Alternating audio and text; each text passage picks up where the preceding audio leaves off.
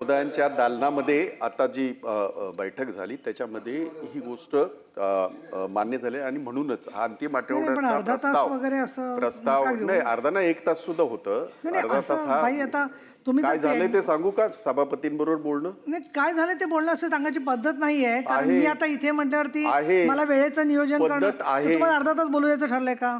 काय नाही नाही, मग काय हे ठरलंय सांगा ठरलं बरं, सांगा हे चला. सांगतो ना हां. मग ऐकून तर घ्याल तेव्हा ना. बोला बोला. असं ठरलं की 13 लक्षवेधी सगळं काम जे पटलावर ठेवलं गेलं ते यासाठीच ठेवलं गेलं.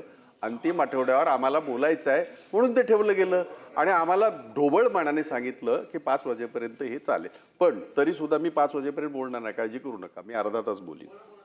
नाही, असं बाई सभापती सकाळी पण गटनेत्यांच्या मीटिंगमध्ये जे ठरलं ना ते हेच ठरलेलं होतं की आपल्याला अंतिम आठवड्यासाठी वेळ द्यायचा आहे, परंतु आपण सगळं कामकाज एकूणपणे दोन्ही सभागृहांचं 4 वाजेपर्यंत संपवायचं असं एक मानस आहे. कारण आता विधानसभेचं संपेल आणि त्यानुसार आधी ऑलरेडी लेट झालेले आहे अनेक विषयांच्यामुळे, त्यामुळे वेळ फक्त गणित बघत असताना आपण किती वाजलेत आता याचा विचार करणं सुद्धा क्रमप्राप्त आहे. पण तुम्ही अर्धा तास का 25 मिनिटं का 35 मिनिटं असं नका करू, जेवढं संक्षिप्त करता येईल तेवढा प्रयत्न करा, तुमची तेवढी हातोटी आहे.